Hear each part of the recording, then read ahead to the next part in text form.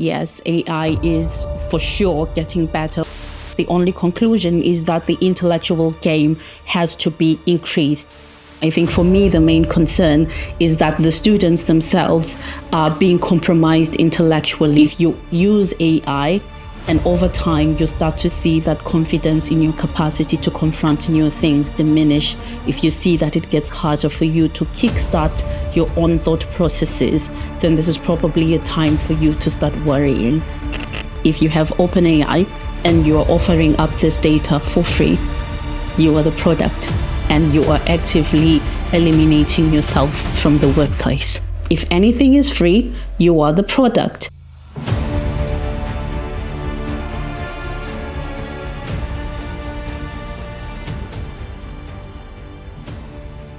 Someone recently invited me or challenged me to present a more balanced view on AI because, in their words, whether we like it or not, AI is here to stay.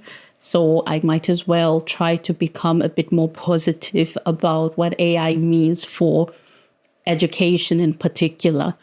I think the first thing to acknowledge is that, yes, AI is for sure getting better. Already the developments that we see in the last couple of years mean that it's gotten better in some subjects or fields. It can generate assignments that are up to merit level, so better than, in some cases, the average student. So there is no question over whether AI is improving.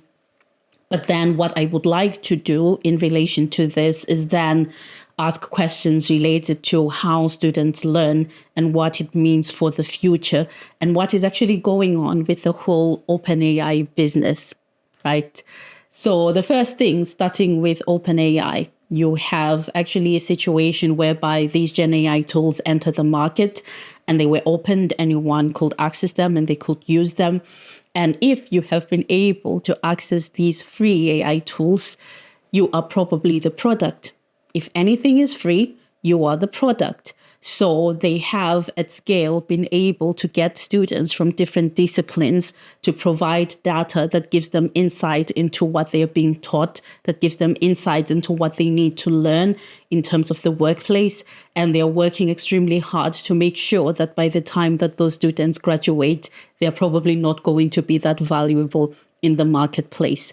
So students have volunteered this information that is helping Gen AI to get better, while at the same time, I think for me, the main concern is that the students themselves are being compromised intellectually. Their capacity to think about things, to kickstart their thought processes, to solve problems that are unfamiliar, actually start to dwindle, while at the same time, these Gen AI tools get better at the tasks that they would have needed as a foundation for becoming masters or experts in their chosen fields. So the first thing that we really should be concerned about is that if you have OpenAI and you're offering up this data for free, you are the product and you are actively eliminating yourself from the workplace. With that aside, I suppose in the spirit of being balanced, I don't think it's a sufficient argument to say that because students are voluntarily offering up the information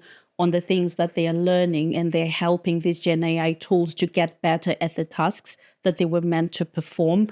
I think the bigger issue related to this, therefore, is reflecting back on the education system and how it works. If Gen AI is going to inevitably get better at the types of tasks that are being taught in a lot of the degree programs, then what it means, the only conclusion is that the intellectual game has to be increased. Employers are going to be willing to hire a human being if what they bring is going to be more valuable than AI. So whatever we think we are able to do with AI tools as university students, employers are going to get hold of ahead of us. Commercial companies are going to package it in a way that they can harness that potential, those capabilities without the use of a human operator. So if that is the case, now more than ever, we are going to need students that are actually much more committed to their intellectual development, that are going to reflect those things that we have always considered fundamental with university education. So the capacity to create new things, the capacity to confront unfamiliar unfamiliar problems and be able to solve them, and the capacity to leverage different tools that are available at disposal in order to be able to arrive at those decisions in the most accurate and most efficient way. So the message for university students right now will be, if you look into the future, if you're a first-year university student right now, what is the marketplace going to look like in 3 years when you graduate? And what does that mean in terms of the investment that you're making in yourself right now? AI is not going to be it, because it's going to beat you to the market, but it's what you're going to add to whatever AI is going to be capable of doing during that time. And I will maintain that this has to do with your capacity for original thought and to confront unfamiliar problems, and to be able to contextualize problems based on a variety of life experiences and the theoretical concepts that you are exposed to as part of the learning process.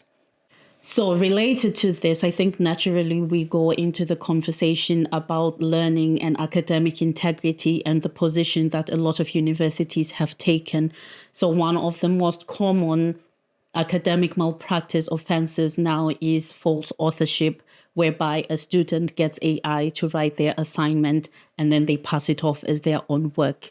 I can tell you that as an expert reader in my own field, even if you would use a fixer AI to bypass the niche tools that we have got in Turnitin or others, there would still be some element of knowing whether a text is AI generated, but that is beside the point. The point is whether you yourself are learning in ways that are going to help you to advance. I will be happy to drop the notion of looking at false authorship as an offense that we should be fussy about, but I would not be happy about short-circuiting the learning process, because whenever we hand out a degree certificate, we are making a promise to the market that you have realized the capabilities that are going to allow you to deliver value to whoever is going to give you a job. So this is something that I think is important. This is something that I would like for students to internalize. And this is something that I would love for students to see as the ultimate investment in themselves. When we know what your weaknesses are, when we know where you struggle, that allows us to be able to help you in ways that are going to lead to your intellectual growth, and you become more confident regardless of whatever is going to be put in front of you.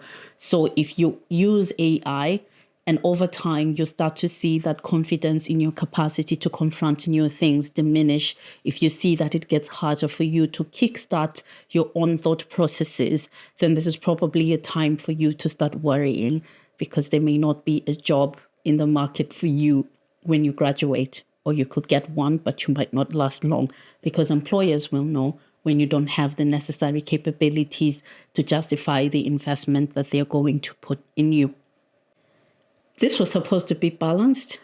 I don't know if it is balanced, but I think I tried my best. You know, AI does get better. And what it means for us to be able to balance the other side of the equation is that students also intellectually are going to need to get better. And so we have a task between the students and the educators or the universities that they are in to figure out what that upping of the intellectual game is going to look like. So I hope this helps, at least in terms of contextualizing the position that I am taking on AI and why I think that it is necessary for us to return to the basics, to the fundamentals of university education, and empower each and every student to face the future with or without AI. I'm Dr. Nonichi Extra. Follow me to find the joy in academic writing and discover your real potential. Happy writing without AI.